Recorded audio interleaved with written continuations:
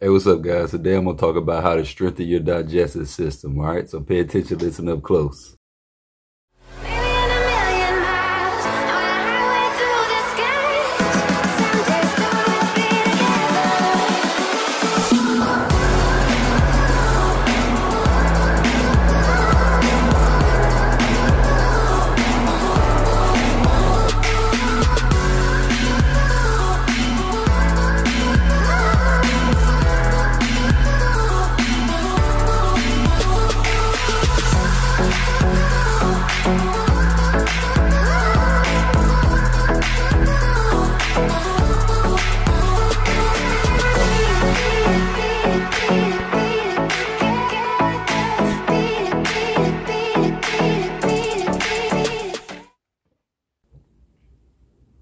Hey, what's up, guys? Hope you guys having a great day today.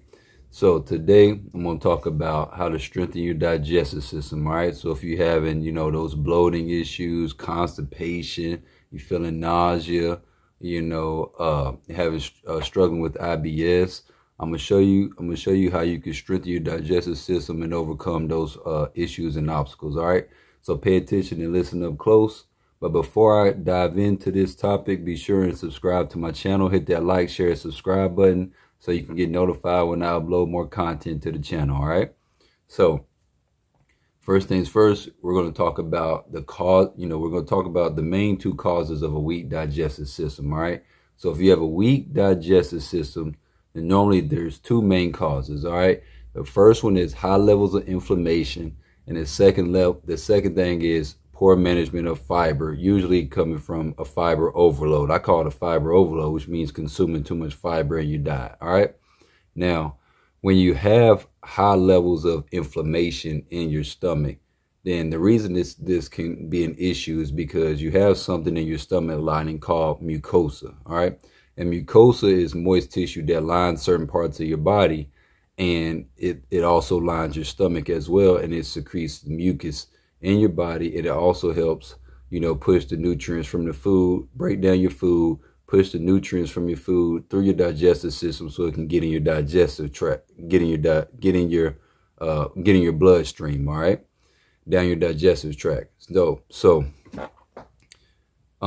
this is important because a lot of times when those high levels of inflammation, they affect your digestive tract, and they affect the mucosa balance of the mucosa lining the mucosa in your stomach lining. All right, that's responsible for helping break down and digest your food. Right. So what happens is when your inflammation is high in your gut and in your stomach, then two things can happen. It can cause erosion of that mucosa in your stomach lining, all right, or it can just be high levels of inflammation that don't cause erosion of the stomach lining, but like I said, it affects the way the mucosa,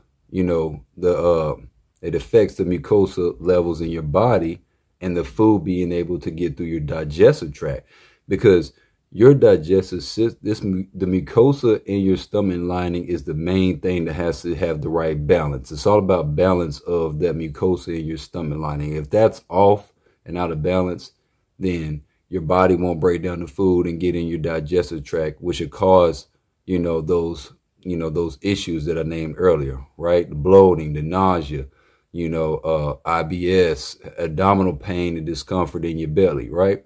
Now, what can cause the inflammation? Where does the inflammation come from? All right, it's usually a few things. It's alcohol, smoking, stress from illnesses, consuming too many unhealthy foods, and corticosteroids as well. So certain pharmaceutical medications and steroids can also have been known to cause inflammation and erosion in your stomach lining. All right, so that is an important part of having a strong digestive system, is monitoring, making sure that your inflammation levels stay relatively low, and they don't get too high where they start throwing off the mucosa in your stomach lining so your body can digest the food and can get in your bloodstream. All right, now if your inflammation levels is high and you're having this, your mucosa is out of balance in your stomach lining,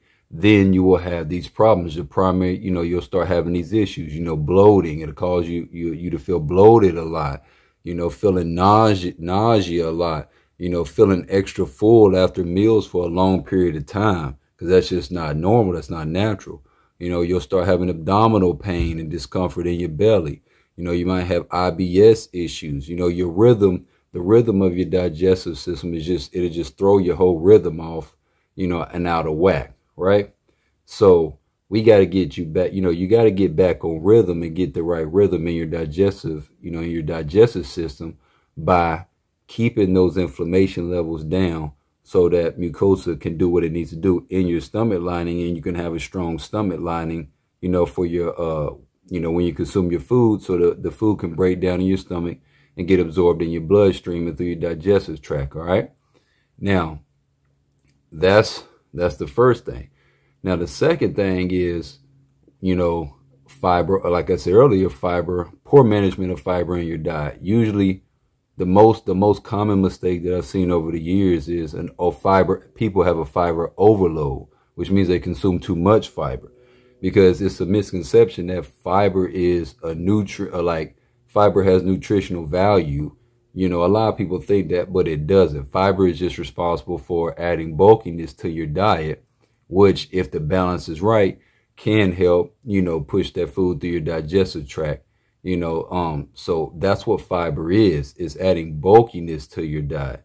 It's really not, it's not a nutrient. It has no nutritional value, but, that's just what it is. So what happens is when you have too much fiber in your diet, which is that bulkiness, then it causes your stomach to expand, which then makes it harder for that food to go through your digestive tract, because you're so bloated from that expansion of your stomach from all the fiber, right? So that alone can cause you to feel bloated, having IBS issues. You might have irregular bowel movements, inconsistent bowel movements, feel extra full after meals for a long period of time. And that's important because, and also abdominal pain and discomfort as well. So those two primary issues can cause, those two things can cause essentially the same symptoms with your digestive system, right? So because what's not normal is you to eat food and then you to be full 5, 6, 7 hours, after you've ate. That's a dead giveaway that you've had too much fiber in your diet and your food's not breaking down, right? Or too much fiber in that meal and your food's not breaking down, right? Now, a lot of people make that mistake when they try to eat healthy and they try to do a lot of fruits and vegetables, but they're not understanding how much fiber is in the fruits and the vegetables that, they eat. So that could be it's a common mistake that a lot of people make, is getting too many fruits and vegetables that are high, that have a high fiber content, in those fruits and vegetables. So they're just combining the wrong, it's just a combination of the wrong food, that's causing the fiber overload, right? So, when you address those two issues, those are normally the two causes of having a weak digestive system, right? And cause you all those, those primary digestive issues that I just named. Now, a solution to solving those issues are, having an anti-inflammatory diet. But having an anti-inflammatory diet, consuming an anti-inflammatory diet with the right balance, the right nutritional balance, where, your fiber content is balanced right. You're getting enough greens in your diet, raw greens, to break down your food. Because greens are a good detoxer. They're good for detoxing your gut and getting that and breaking down your food and help pushing that food through your digestive system. They also help with the mucosa levels in your stomach lining. They help strengthen the mucosa levels in your stomach lining. So, get plenty of greens, leafy green vegetables in your diet that are low in fiber and high in nutritional value. All right. A few of them that I can name off the top of my head is a couple of my favorite ones are organic spinach, romaine lettuce, bok choy, things like that are low in fiber but high in nutritional value. Right. So that's one thing that you can do to help strengthen your digestive system and your stomach lining and keep your inflammation levels down and decrease the bloating and the discomfort, and making sure that you don't have that fiber overload. So you can actually kill two birds with one stone, is by adding more leafy green vegetables in your diet. Now you also want to remove some things from your diet, like I said, the alcohol, smoking, the other unhealthy foods that are in your diet.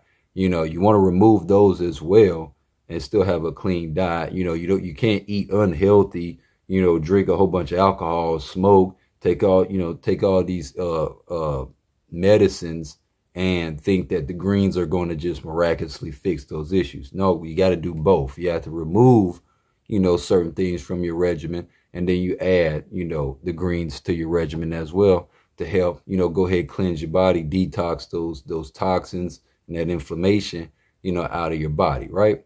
Now, considering you have autoimmune disease, the autoimmune disease is known to consume some of those healthy cells in your body, in your digestive tract. So, but you can manage that. There's a way to manage that. Just keep feeding your body, keep detoxing your body, because you can eventually, your body will start to change, and the pH level of your body will start to change slowly but surely if you continue to, push those greens and detox your body, put them in that gut. Eventually the balance will get back right in your body, and you'll feel the difference in your digestive tract even if you have an autoimmune disease, right? So don't let that discourage you. It just because you have an autoimmune disease that your body is known to attack the good cells in your body, because it's just your pH balance is off. So you have to get your pH balance the pH level in your body back right, where you got more good blood cells in your body, you got more antioxidants, more vitamins and minerals and things like that. And then the structure and the balance in your body will start to change over time. You got to give it time. It doesn't happen overnight. All right, you got to give it a little time, but just be consistent with that. All right. Another thing you could do is drink more water, clean alkaline water, with the pH level above at least a 7.5 or above. That can also help strengthen your digestive system as well, because you have to have water to push the food through your digestive tract as well. So yes, adding the greens and anti-inflammatory diet is good, but if there's not enough water to push that food through your digestive tract as well, then you could still not resolve all your issues, because your body's dehydrated and it needs that water to push that food through your digestive tract. All right. So, and there's two kinds of anti-inflammatory diets. I always tell people, it's not one type of anti-inflammatory diet. There's a list of foods that are anti-inflammatory foods. You could do plant-based foods. You could do a pescatarian diet or Mediterranean. They're basically the same thing. But any food that has anti-inflammatory properties in it are usually your seafoods, your plant-based foods, things like that. They help keep your inflammation levels down, and they fight the inflammation in that gut and in your stomach lining, so you can get that inflammation up out of your body and out of your gut, right? That, if you make those adjustments, that will get you on the right track to strengthening your digestive system, where you can start getting some relief from the bloating, the constipation, the nausea, the discomfort, the pain and discomfort in your belly, and those IBS issues, all right? So hopefully I broke that down for you where it made sense. Comment below if you got any questions. I'll be sure and respond to the ones that I see. And like I said at the beginning of this video, be sure to like, share, and subscribe so you can get notified when I upload more content to the channel. And if you want to check out some of my other videos, I got some more. I got some other good videos in the description section, about how to diet, how to exercise with fibromyalgia and arthritis, how to relieve stress. So just scroll down to the description section and check out some of my other videos as well. All right. I'll talk to you guys later. Have a great day.